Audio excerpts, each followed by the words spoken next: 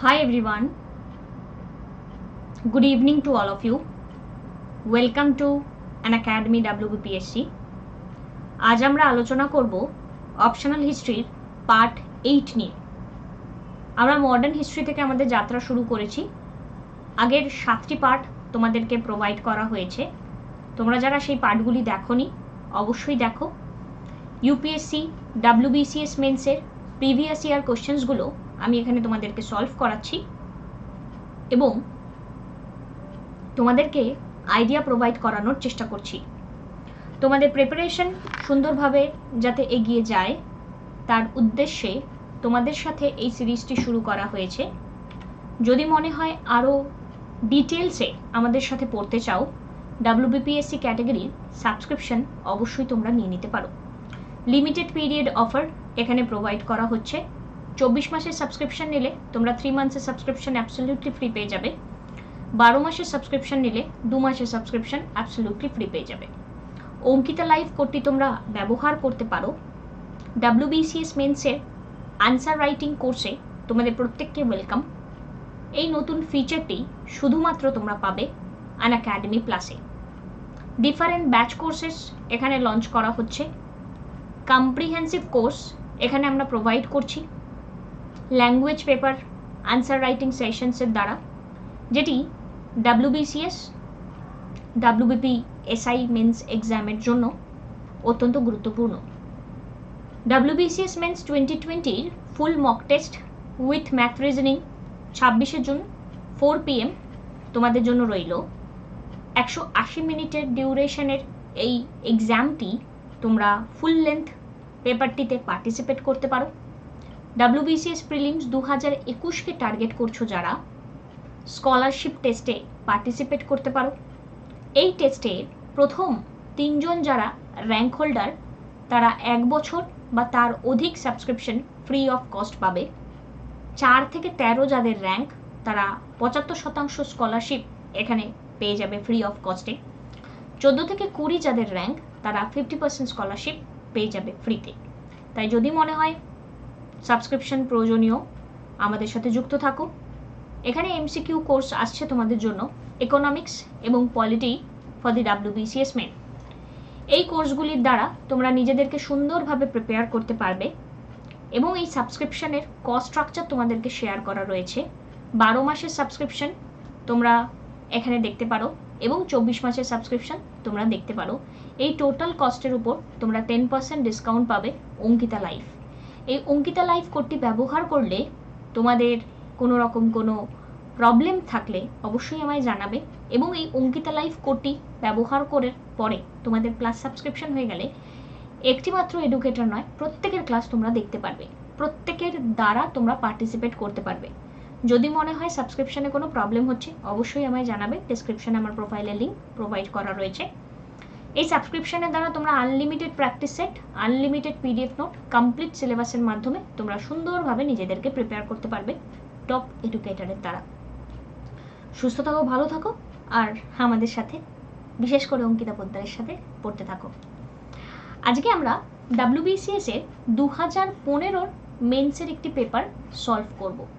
আমি কন্টিনিউয়াসলি চেষ্টা করে যাচ্ছি তোমাদের সাথে প্রিভিয়াস ইয়ারের পেপারসগুলোকে ফলো আপ করা।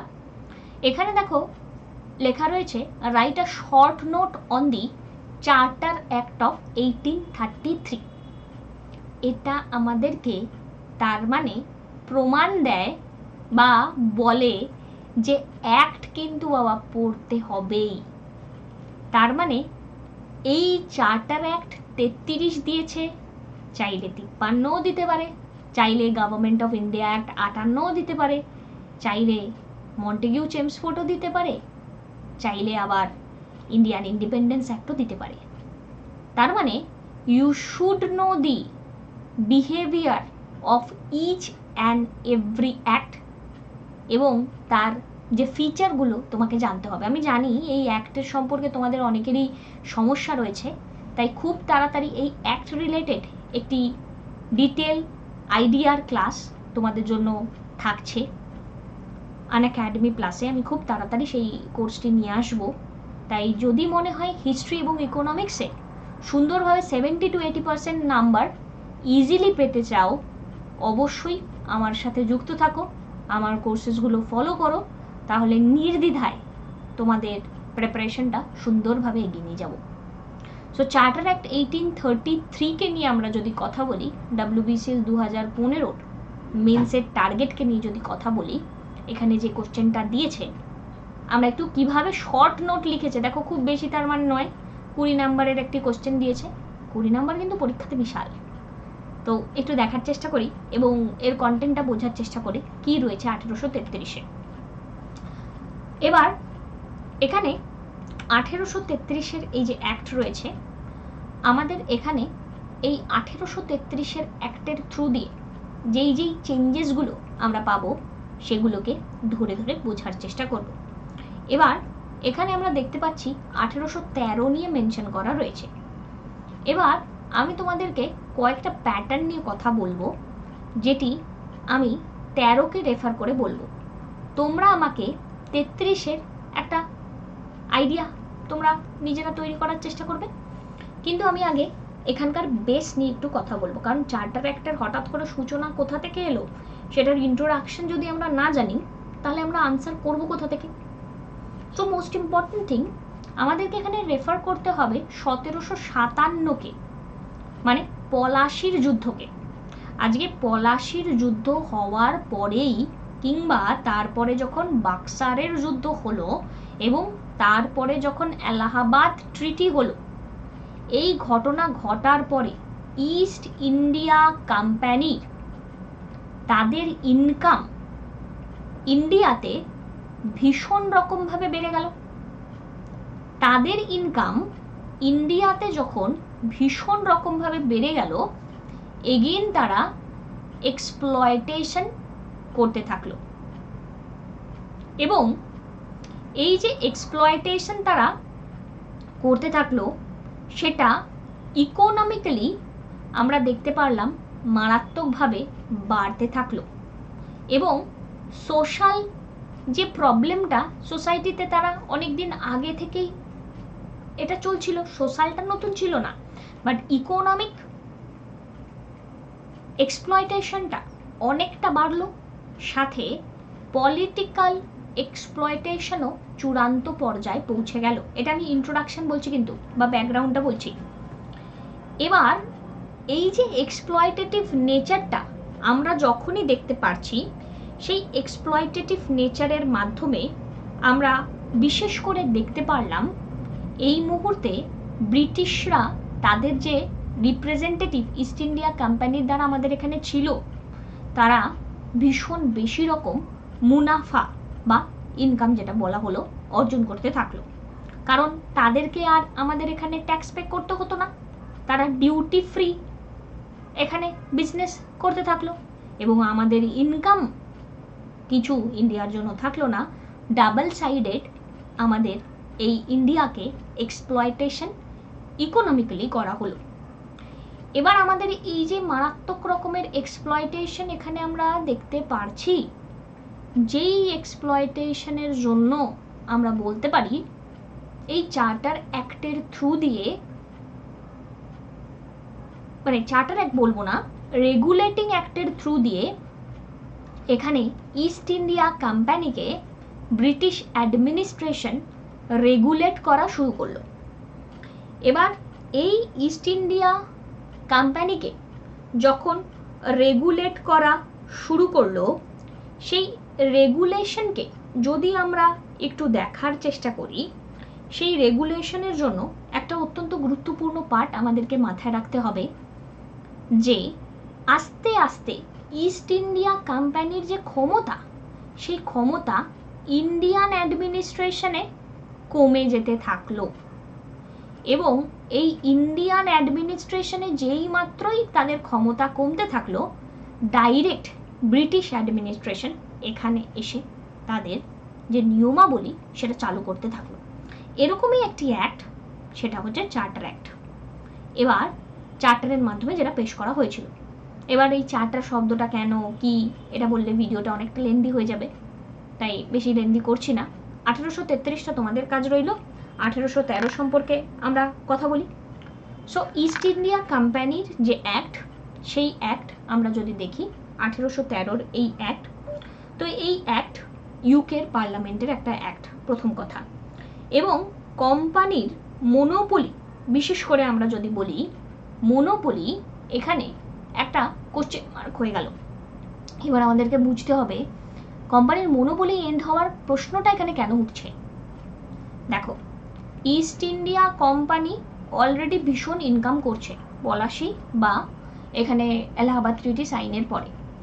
এবার সেই ইনকামের যতটা অংশ তাদেরকে ব্রিটিশকে দেওয়ার, তারা সেটা ব্রিটিশকে বা ব্রিটিশ যে অথরিটি, পার্লামেন্ট, আমরা পার্লামেন্ট নয়, মানে ব্রিটিশদের যে অ্যাডমিনিস্ট্রেশন অথরিটি, তাদেরকে ব্রিটিশ গভর্নমেন্টকে তারা পাঠাচ্ছে না। কেন? তাদের যে এই ইস্ট ইন্ডিয়া কোম্পানির যে এমপ্লয়িরা, সেই এমপ্লয়িদের সাথে এখানে আমরা যদি দেখি করাপশন মাত্রা অতিরিক্ত বেড়ে গিয়েছে। এখানে রবার্ট ক্লাইভের নাম অত্যন্ত উল্লেখযোগ্য। তিনি কি করেছে? করাপশন এখানে এত মাত্রায় বেড়ে গিয়েছে যে তিনি এখানে করাপ্টেডের কেসে যখন ফেসে গেলেন তখন সুইসাইড করে ফেললেন। এবং তিনি জাস্টিফিকেশন দিয়েছেন তিনি চাইলে আরও অনেক টাকা নিতে পারতেন, বাট তিনি নেননি।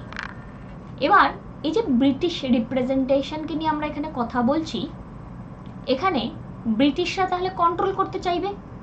এবার ঠিক এই ডিউরেশন অফ টাইমেই নেপোলিয়ান ইউরোপে মারাত্মক একটা প্রবলেম ক্রিয়েট করে রেখে দিয়েছে এবং চারিদিকে ইউরোপের এখানে ব্যবসা বাণিজ্য বন্ধ করে দেওয়া হয়েছে। তখন যে রেনেসাসের ফলে যে অ্যাডমিনিস্ট্রেটিভ ডেভেলপমেন্ট ব্রিটিশের ওখানে হয়েছিল, কিংবা ডেভেলপমেন্ট আমরা বলতে পারি তাদের গ্রোথে হয়েছিল, বিজনেস গ্রোথে হয়েছিল, সব বিজনেসম্যানেরাই তাহলে বলা শুরু করে যে আমাদেরকে একটা স্টেপ দিন, আমাদেরকে এখানে জায়গা দিন। খেয়াল করে দেখো 1600 খ্রিস্টাব্দে আমরা যদি বলি, তখন ইস্ট ইন্ডিয়া কোম্পানি চার্টার পেয়েছিল কুইন এলিজাবেথের থেকে, তারাই একমাত্র ব্যবসা করবে এখানে, এবং টাইম টু টাইম এই চার্টারটা তারা রিনিউ করে। বাট এই ডিউরেশন অফ টাইমে ইস্ট ইন্ডিয়া কোম্পানির সাথে সাথে অন্যান্য বিজনেসম্যানেরা এখানে বাধ্য হয় ব্রিটিশ গভর্নমেন্টকে অ্যাপ্রোচ করতে যে আমাদের এবার একটা পপুলেশন চাই, একটা এরিয়া চাই যেখানে আমরা ব্যবসা করতে পারবো। সো ইংল্যান্ডে business interest were pressing for an end of the কোম্পানির monopoly over trade in India because of the Napoleon, by which European ports were closed for Britain. Napoleon কি করেছিলেন? ব্রিটেনের জন্য ইউরোপিয়ান পোর্ট বন্ধ করে দিয়েছিলেন। তার দ্বারা এখানে প্রত্যেকটা বিজনেস চ্যানেলকে লক করে দেওয়া হয়েছিল, যার ফলস্বরূপ 1813 অ্যাক্টের দ্বারা বিজনেস এখানে ইন্টারেস্টটাকে ডাইরেক্ট হিট করা হয়। এবং এই ডাইরেক্ট হিট যখন করা হচ্ছে আমরা দেখতে পাচ্ছি ইস্ট ইন্ডিয়া কোম্পানি তার মনোপলির যে খেতাব সেটা হারায়। The company's monopoly over trade in India ended, but company retain the trade with China and trade in tea. কোম্পানির মনোপলি এখানে এন্ড হয়ে যায়, কিন্তু চায়নার সাথে এবং চা ব্যবসার সাথে এখানে মনোপলিটা থাকে, মানে তারা ছাড়া আর কেউ ব্যবসা করতে পারবে না। মানে ইস্ট ইন্ডিয়া কোম্পানি এবার চায়নার সাথেই একমাত্র ব্যবসা করতে পারবে, আর টি এ একমাত্র ব্যবসা করতে পারবে। বাদবাকি ইস্ট ইন্ডিয়া কোম্পানির মতো অন্যান্য ইউরোপিয়ান কোম্পানিরা তারাও এখানে পার্টিসিপেট করবে। সো ব্রিটিশ পাওয়ার কতটা গ্রোথ এখানে হয়েছে সেটা আমরা দেখতে পাচ্ছি। বিশাল রকমভাবে ইস্ট ইন্ডিয়া কোম্পানির এই ব্রিটিশ পজেশনকে নিয়ে বা ব্রিটিশ টেরিটরি, এখানে ইস্ট ইন্ডিয়া কোম্পানির টেরিটরি অলরেডি পিটস ইন্ডিয়া অ্যাক্টের দ্বারা এখানে প্রমাণিত। এবার কোম্পানির share holder were given a 10.5% dividend on the revenue of India. কোম্পানির যারা শেয়ার হোল্ডার থাকবে তাদেরকে 10.5% ডিভিডেন্ড দেওয়া হবে। এবার ডিভিডেন্ড কথার মানে কি? What is dividend, what is profit, what is asset, what is liability, এই টাইপের ওয়ার্ডসগুলো তোমাদেরকে আমি যে ইন্ডিয়ান ইকোনমি রিলেটেড যে শব্দগুলো রয়েছে তার ডিটেল অলরেডি আলোচনা করে থাকি। তাই যদি মনে হয় আমাদের সাথে ক্লাসে যুক্ত থাকবে, অঙ্কিতা লাইভ করতে তো রইলই, তার দ্বারা যুক্ত থাকতে পারো। মানে ধরো কোম্পানির একটা ইনকাম হবে, একটা ধরো 1 ইয়ার ধরে কিছু একটা ইনকাম হলো, তার যে শেয়ার হোল্ডার, কোম্পানিতে অলরেডি যারা টাকা ইনভেস্ট করে রেখেছিল, এই লভ্যাংশ থেকে কিছু পার্সেন্টেজ এদেরকে দিতে হবে। তাহলে কোম্পানির শেয়ার হোল্ডারদেরকে 10.5% ডিভিডেন্ড দেওয়া হবে। কিসের বেসিসে? On the revenue of India. আমাদের টাকা নিয়েই সব কিছু হচ্ছে। The company was to retain the possession of territory and revenue for 20 years more without losing their position. তার মানে আগামী 20 বছরের জন্য এই যে কথাটা, এই নিয়মটা আগামী 20 বছরের জন্য হয়ে গেল। তাহলে কনস্টিটিউশনাল একটা পজিশনকে নিয়ে আমরা যদি দেখি, সেটা মেনশন করা হলো। আমরা যদি বলি এবার কনস্টিটিউশনাল পজিশনকে আমরা যদি দেখি মেনশন করা হয়, এখানে একটা গুরুত্বপূর্ণ পার্ট আমরা বলতে পারি। সবথেকে গুরুত্বপূর্ণ এখানে একটা পার্ট আমরা যদি দেখি, সেটি হচ্ছে গিয়ে এই যে ডেফিনেশনটা, এই ডেফিনেশনটা খুব মারাত্মক। এবং এখানে একটা সমস্যা খুব থাকছে যে আমি প্রথম থেকেই পূর্ব নির্ধারণ করে রেখে দিচ্ছি তুমি কত বছর থাকবে। আমি জানি না আগামী দিনগুলোতে 20 বছর কিন্তু কম সময় নয়, এই 20টা বছরে কি কি হতে চলেছে। Powers of board of control were further enlarge. তো তোমাদেরকে বুঝতে হবে বোর্ড অফ কন্ট্রোল কারা, বোর্ড অফ কন্ট্রোল, তারপরে কোর্ট অফ ডাইরেক্টর, এরা কারা? এরা হচ্ছে একটি রিপ্রেজেন্টেটিভ যারা ব্রিটিশদের হয়ে এখানকার ইন্ডিয়ানদেরকে বা Indian অ্যাডমিনিস্ট্রেশনকে সামলাচ্ছে। A sum of 1 lakh rupee was to be set aside for revival, promotion, encouragement of the literature, learning, science among the natives of India every year.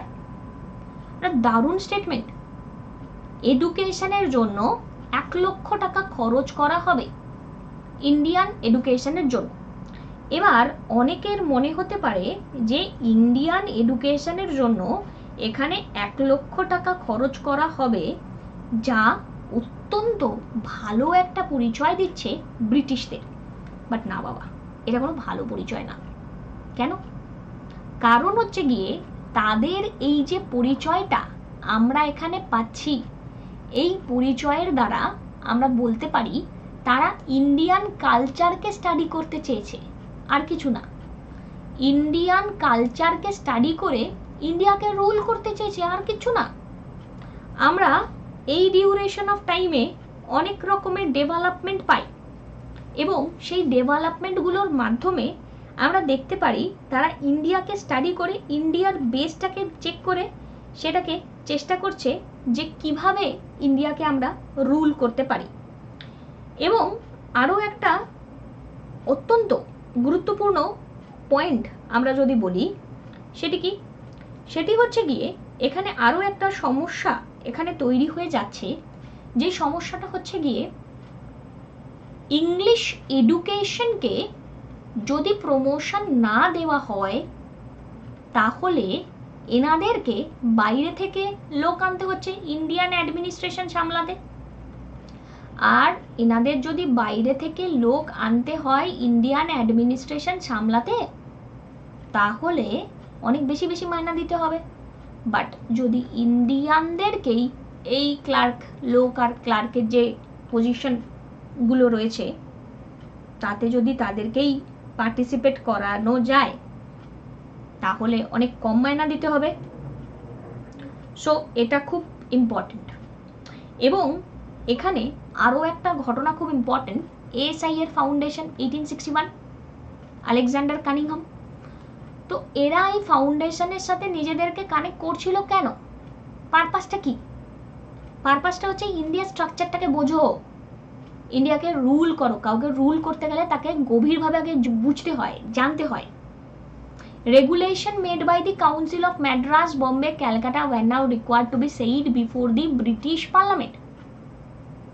এখানে বলা হচ্ছে এই মুহূর্তে regulation made by council of Madras, Bombay, Calcutta, এদেরকে এবার যে রেগুলেশনটা তৈরি করলো ব্রিটিশ পার্লামেন্টের কাছে দিতে হবে। এবং কনস্টিটিউশনাল পজিশনে এই প্রথমবার British territory in India was thus explicitly defined for the first time. মানে ডিফাইন করাটা কনস্টিটিউশনাল বেসিসে 1813-তে প্রথমবার করা হলো।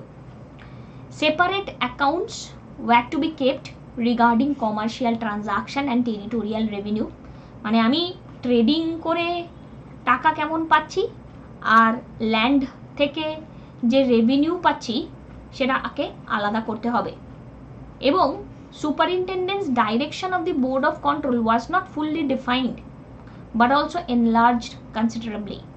সো এই যে সুপারিনটেন্ডেন্স ডাইরেকশন যদি আমরা দেখি, তার যে প্রভাবটা সেটার বিস্তারটা অনেকটা করে দেওয়া হলো এবং তাদের হাতে ক্ষমতা দিয়ে দেওয়া হলো। অন্যতম একটা ইম্পর্টেন্ট পয়েন্ট, খ্রিস্টান missionary were also permitted to come to India and preach their religion. খ্রিস্টান মিশনারিরা এখানে আসবে, তাদের রিলিজিয়ানকে এখানে সকলের মধ্যে ছড়িয়ে দেওয়ার চেষ্টা করবে। এবার একটা কথা ভাবো, প্রথমত এরা আমাদেরকে ইংলিশ এডুকেশন দেওয়ার চেষ্টা করছে, তারপর তাদের যে গুডস, ফরেন গুডস, সেগুলো আমাদেরকে প্রোভাইড করার চেষ্টা করছে। ইংলিশ এডুকেশন, ফরেন গুডস আমাদের প্রোভাইড করার চেষ্টা করছে এবং কনস্টিটিউশনাল বেসিসে আমাদেরকে তাদের পলিটিক্যাল জায়গায় অ্যাড করার চেষ্টা করছে, সাথে তাদের রিলিজিয়ানকে প্রোপাগেট করছে। এই ডিউরেশন অফ টাইমে আমরা যদি দেখি, এই যে খ্রিস্টান মিশনারিরা এখানে এলো, তার মানে এরকম একটা বেস দেখবো না কি তুমি রিলিজিয়ানে ট্রান্সফার হও, তুমি ফরেন গুডস পড়ো, তুমি ইংলিশ এডুকেশন নাও, তুমি আমাদের মতন থাকো, আমাদের সাথে যুক্ত হও। তাহলে সাধারণ মানুষের যে মোটিভটা একটু ঘুরে যাচ্ছে না? আশা করি বুঝতে পারলে কি বলতে চাইছি। এই টাইপের বিভিন্ন তথ্য এরকমভাবে আমরা পাই, এরকমভাবে বাড়ে এবং আস্তে আস্তে ডিফারেন্ট অ্যাক্টের মাধ্যমে যখন সোশিও রিলিজিয়াস অ্যাক্টিভিটিগুলো চলতে চলতে মানুষজন বুঝতে পারে তাদের নিডটা কি, বাইরের অ্যাজিটেশন প্রোগ্রামগুলোর সাথে নিজেদের সম্পর্ককে মেলায়, তখন তারা লিবার্টি, ইকুয়ালিটি, ফ্র্যাটার্নিটির মতো ধারণা এখানে তাদের মাইন্ডে আনে এবং লয়ের মাধ্যমে তার চেঞ্জ করার চেষ্টা করে, প্রেয়ারের মাধ্যমে, পিটিশনের মাধ্যমে, এবং যার থেকেই কোথাও না কোথাও জন্ম হয় মডারেট লিডার এবং আইএনসি। এগুলো আমরা পড়েছিলাম। So foundation course Indian history তোমাদের সাথে হচ্ছে এবং আসছে কোর্সটা। তোমরা যদি মনে করো হিস্ট্রির কনসেপ্টকে আগে ক্লিয়ার করবে, আগে কনসেপ্ট ক্লিয়ার করাটা দরকার, তাহলে আমাদের সাথে যুক্ত থাকো, অঙ্কিতা লাইভ কোডটি ব্যবহার করো। ইন্ডিয়ান ইকোনমির মাধ্যমে যদি কোনো প্রবলেম ক্রিয়েট হয়, আমি বলবো অসুবিধার কিছু নেই, 70 to 80% টার্গেট নিয়ে আমরা এগোই। তাই যদি মনে হয় 70 to 80% টার্গেটে রিচ করতে চাও, আমাদের সাথে কানেক্টেড থাকো। ডেসক্রিপশনে আমার প্রোফাইলের লিঙ্ক প্রোভাইড করা রয়েছে, নতুন প্রত্যেকটি কোর্সে তোমরা প্লাস নিয়ে এনরোল করে নাও। থ্যাংক ইউ ভিডিওটি দেখার জন্য। অঙ্কিতা লাইভ কোডটি ব্যবহার করো নিজেদের সাবস্ক্রিপশনের ক্ষেত্রে। Thank you.